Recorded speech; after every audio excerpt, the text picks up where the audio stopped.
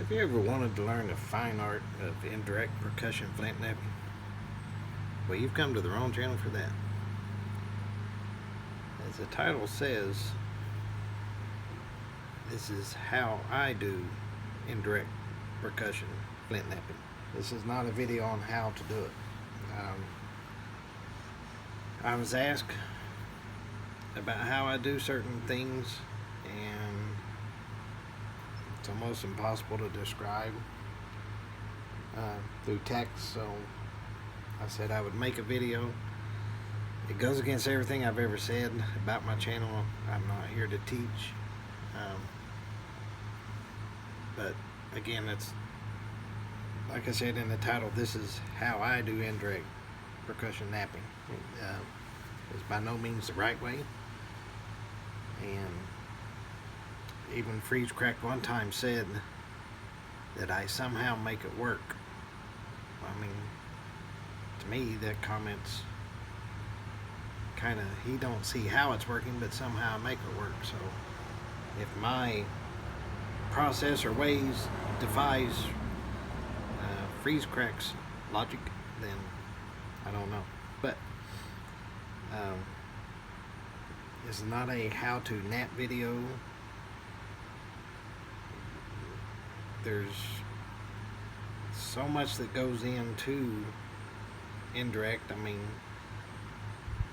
for myself, when I first started napping, even before I started napping, when I first just started trying to just see what's out there, Jack Crafty was the first one I've come across, and seeing him do indirect, I knew when I first saw that I've said this before many times to different people that I've talked to along the way, but if I had any hope of having success, I knew I had to learn indirect. So I kind of, my whole, if you've watched any of my videos, you know that pretty much everything I do is indirect. More on that later. But what I was going to say, I mean, this is not a how-to flint nap video. I don't feel like I need to be teaching. This is not a right way or a wrong way. It's like opinions. Everyone's going to have an opinion. Everyone's going to have a way that they do things. And again, this is my way of doing things. So, the piece of rock I got, it is just a piece of Georgetown. The only reason I picked this piece up, I thought that what hopefully I'm going to try to show you here will show up better on this piece of rock. I think the rock has a lot to do with it. I mean, if you got bad rock, it's bad rock. You know, you're not going to get a good job out of bad rock. I just think the best rock that you can get available, if you had to purchase what the best you can purchase, you're going to get the best end product. But again, that's going into something else. What I use is, this is 7/8 Delrin. I know a lot of people prefer the I think it's UDHW plastic, I'm not sure, but I've had this since I started. My mentor made it for me, Alan Day, 3 years ago, over 3 years ago, and other than having to retap the screws, it's still as good as what it's started out as. I put a larger, I have a 3/8 tip in one end, I have a 1/4 inch tip in the other end. I round mine over. I agree with some other opinions that the round is not ideal. If you watch any of Jason Newman's work, he uses a kind of a flat beveled, almost a 40, probably not a 45, a little bit steeper than a 45-degree angle. I think that produces a better flake, but for me, it's harder to maintain, so I just go with the round. I also use, it's just a little piece of cowhide that I wrap my indirect in it. I do this because for myself it's easier to hold under my knee. I've tried it, especially in the summertime, without pants, jeans, whatever you want to wear. it's easier to hold in your skin. But once for myself, and I'm going to say myself 500 times probably, so just bear with me. But with the pants on, this is really slick and I cannot get a good grip. I think that, I mean, there's not just one thing, put the tip on the rock and hit it, and there you go, that's indirect. That's not it. There's a lot that goes into it. My right leg, left if you're left-handed, but right leg, where I hold my stick, is probably 4 inches up off the ground. I can show you. I keep my foot up on a block of wood that's about 4 inches thick. I have a folding chair, my heels on the back of that folding chair. I've lowered my camera just so you can kind of get more of a direct look onto my indirect punch.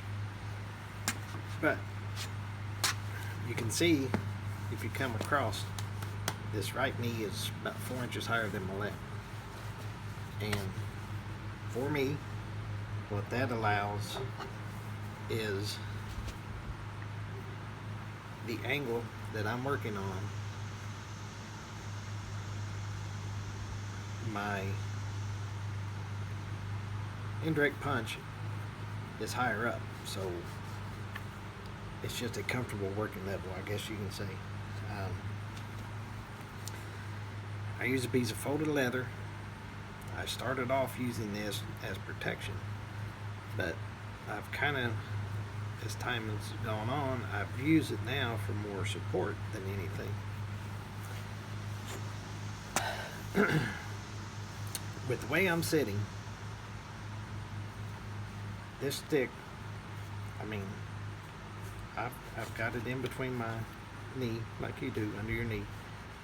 You would be hard pressed to pull this out from under my leg.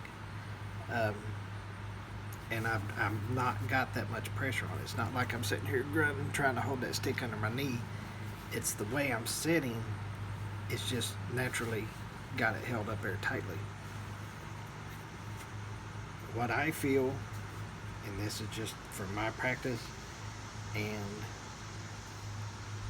a lot of things again, if you watch my videos, you know I reference freeze crack. Freeze crack has been a great help to me, either through direct instruction or just observation of his videos.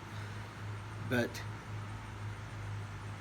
kind of what got this whole video started, I was asked how much pressure I put on my punch, how much pressure I put on the tip. I mean, that's not a question you can answer with a lot, much. You know, I don't have a rated pressure amount, you know, as far as say pounds.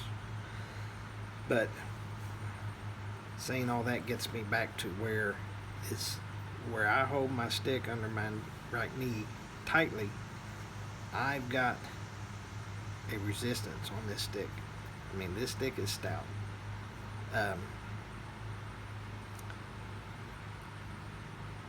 When I place the rock where I want to take my flake, and I will place it on, but then with my holding hand, my right hand, I'll place it on, and then I will, with my right, I will kind of put some downward pressure on my indirect, and then I will push in. You can't really see it, but I'm pushing in toward the tip, and I'm pulling up. This again goes back to the question I was asked, how much pressure I apply. I don't know to even tell you. I don't know how much is there, but it is loaded up. Freeze crack at one time was even talking about, I think he was calling it PIP, PIP, pressure induced percussion, I think is what it was called, or something like that. But just a theory he had of, if you could somehow come up with a contraption that would put more of a load on there. In which I tried something for a while, but it was just too cumbersome that it wouldn't work. But like, I'm pulling up here with my left hand. Really, I'm kind of raising up with my knee and everything. But as you're pulling up, if you had something that could be pulling down at the same time, and to where you could really load this thing up, you're going to get a whole lot better flake. But again, somebody out there smarter, I'm sure they could come up with some kind of contraption. What I have is just too cumbersome to mess with.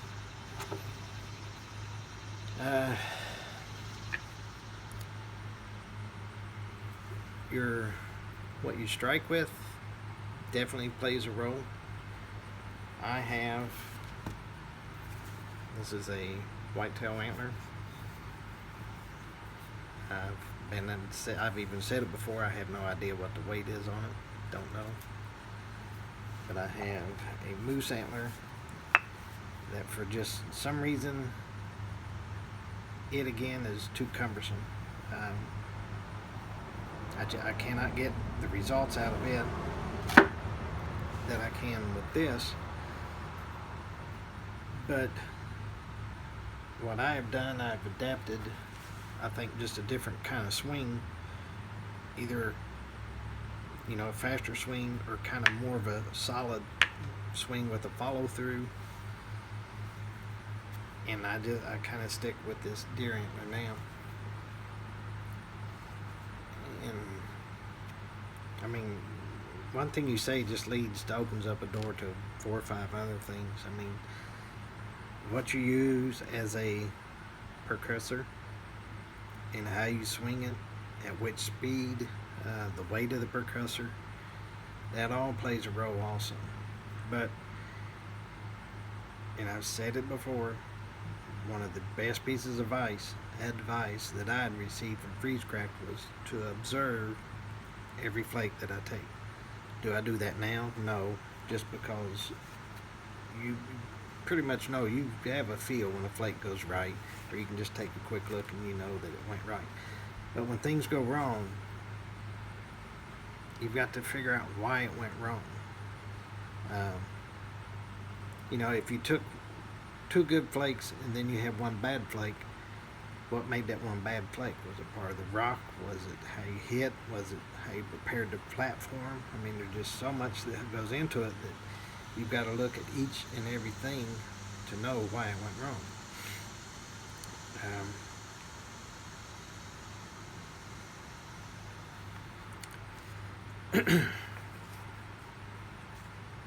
Just trying to decide where to go next. There's so much involved kind of with angles. I've been asked before, it said, it looked like I was just kind of going straight in with my hits on this. And a lot of that's due to the camera angle. I mean, you can't really tell. That's why I tried to move it to where the camera's more straight on into the punch. But depending on how you hold your rock, and then all that concordal fracture starts to come into play. But with indirect, you can change that angle and use support from underneath, like with the finger, and you can change the direction of that flake.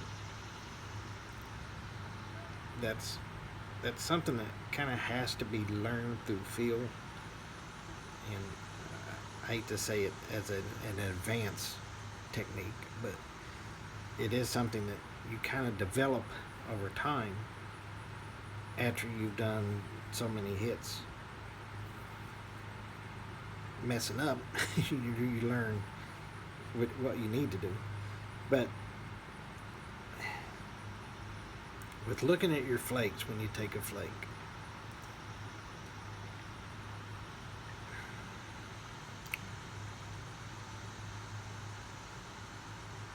depending on the angle that you have this rock and in with the punch, depends on the type of flake you're going to get. Like if you have it, I guess I'll say it open, like in relation your rock and your punch. This is steeper angle. You're going to get a shorter flake. The more you close that angle and send that power flat into the rock, you're going to get a longer flake to a point of you're going to start sanding too much force into the rock, and it's either going to come back and reverse hinge on you, or it's going to go in a die. That'll be the best. The worst is going to be it's going to go in, it's going to reverse hinge and cut the piece in half. So you've got to find where that angle is for the best flake to produce, but that only comes from experimenting. If you're just wanting to learn indirect, I would suggest like a flake like this, just get it and start, preparing your platform like you would normally prepare it, but then experiment on different angles of how you hold it. And then once you do that, and once you take your flake, then take a look at it and see what it did.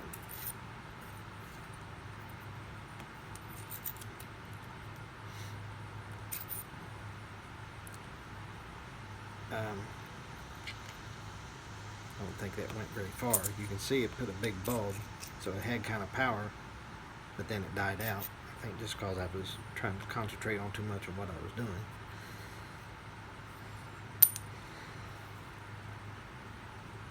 Where I was saying this is not a how to Flintknap video, you have to know which platforms to hit. That's going to be a good platform or a bad one. Indirect is not going to make up for bad preparation.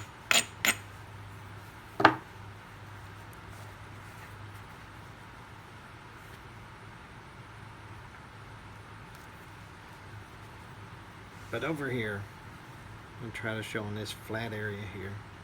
There's no ridges, there's no nothing. The rock is just flat. If you hit into it, you're just going to get kind of a short flake. But one thing you can do is kind of make an artificial ridge. Like your platform is here between my fingers. Well, the flake I'm supporting here, I'm supporting here.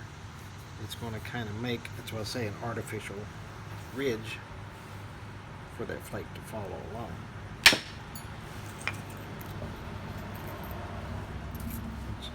This is on the cortex, so it kind of broke up, but you can see that it went down.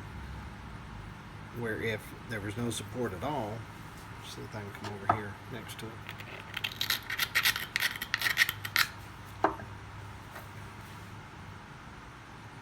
And this is with no support.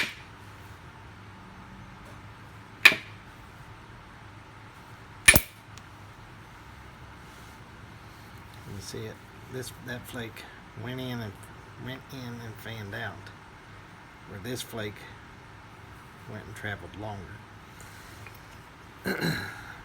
That's just all something that you have to experiment with. That's why I say just grab a flake, try different things and see what works and what doesn't work.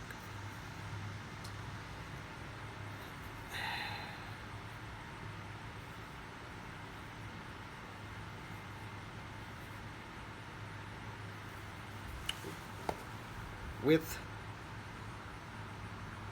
indirect, it's also, you can kind of,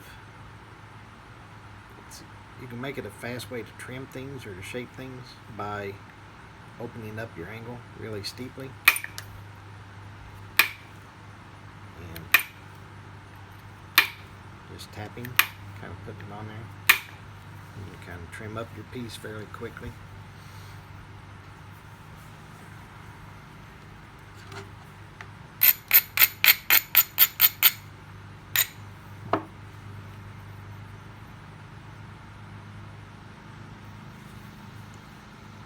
just trying to think, I mean, what else I could show you to make things any easier on you.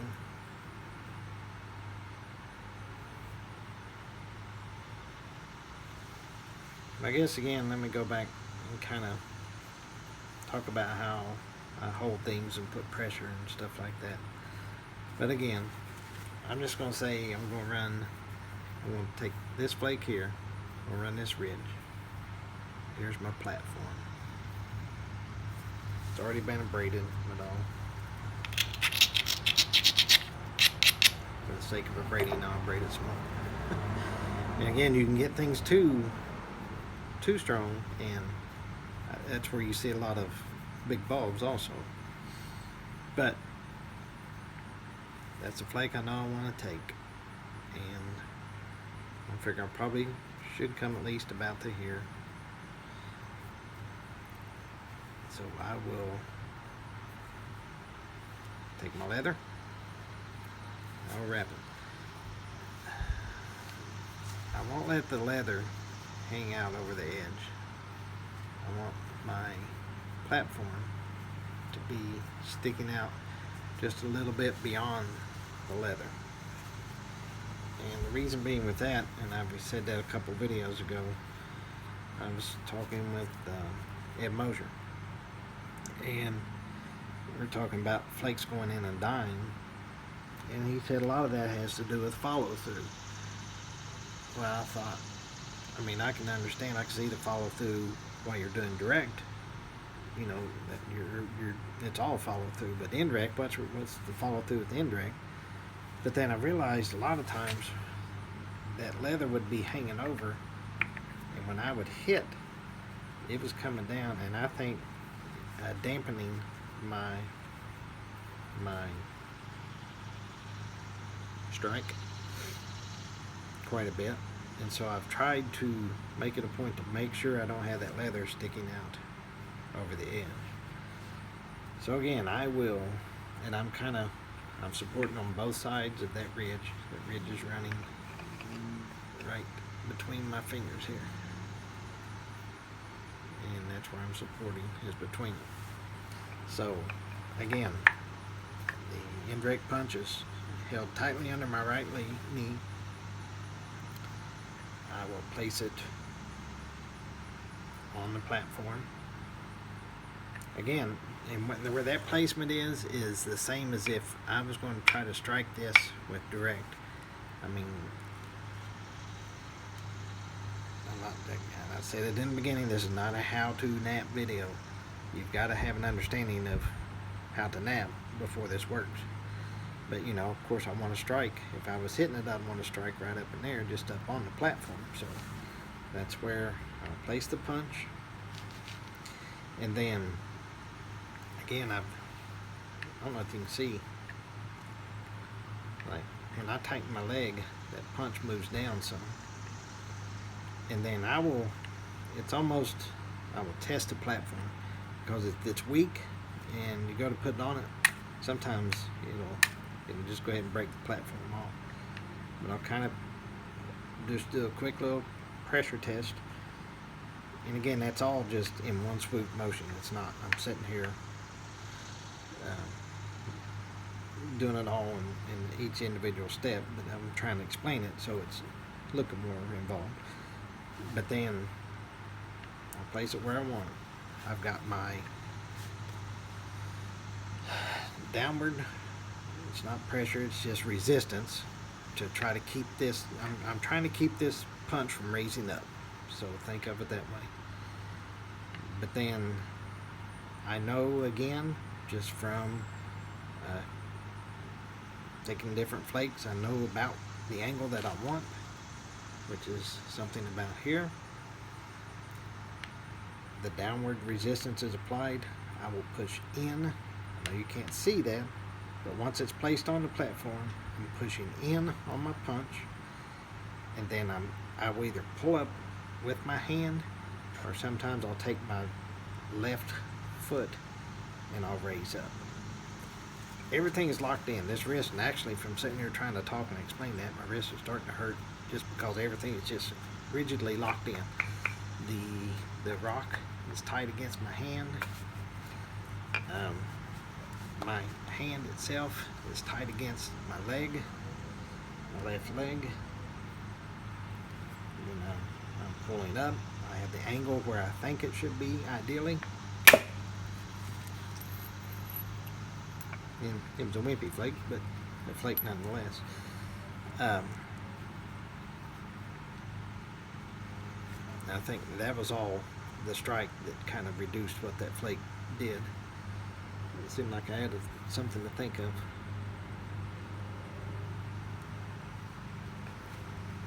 I'm going to do the same thing over here.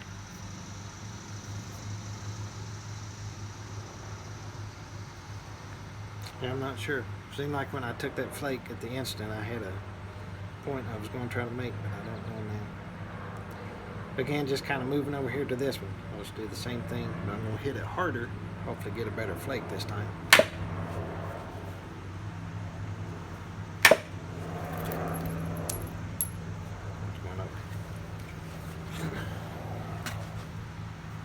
Oh, I know exactly now. Where you hit on your indirect. That's what I was going to say. Like when I'm hitting as close as I can, kind of to the punch. I'm not hitting back here. I'm hitting as close as I can to right here at the edge. And also, my punch, it's even with my leg. Not that even has anything to do with it. It's just, you don't want a whole bunch of extra sticking out. Like, you don't want to be using an Ishii stick that's 20 inches, 24 inches long, and then you've got a lot of action out here going on that dampens your flake. You want just something smaller. This right here is your working end. Nothing out here is doing anything other than absorbing energy. But beyond that, I mean, it's just it's observation. It's observing everything that you do and the results of it. I mean, I know a lot of you guys out there are great. Me, I could not have taken a billet and done that. I mean, I'd broke it in half. I mean, I break it in half a lot of times with indirect, but I have a lot more of a chance of success with indirect than I do direct. But I mean, I guess I could sit and babble on forever, but I hope I've touched on kind of basically the questions I've been asked. Again, it's just a matter of doing it enough, observing what you see. Again, there's advanced stuff that kind of happens that once you learn the techniques, and I don't know, maybe this has got a decent response. If I feel that it helps anyone, maybe I can go into explaining more, but I mean, it's like the old saying, there's more than one way to skin a cat. I very much want to use like the method that Chuck Kimmer's been using, and with Marty Reuter with the antler punch in the it's in a longer sapling branch, like, but just using the antler punch on the end, and you're just hitting the antler instead. I'm lazy. I'll have to start over from the beginning and learn it all again, and just, like I said, I'm not too enthused at doing that. So there we go. Don't know what else to say. Probably said too much, but again, hopefully this can help out a little bit. Again, this is not, I'm going to say it one more final time, I'm not saying this is the right way, I'm not saying this is the wrong way, I'm not saying this is the only way, but as the title says, this is how I do indirect percussion, and that's it. So we'll see you on the next one. Bye.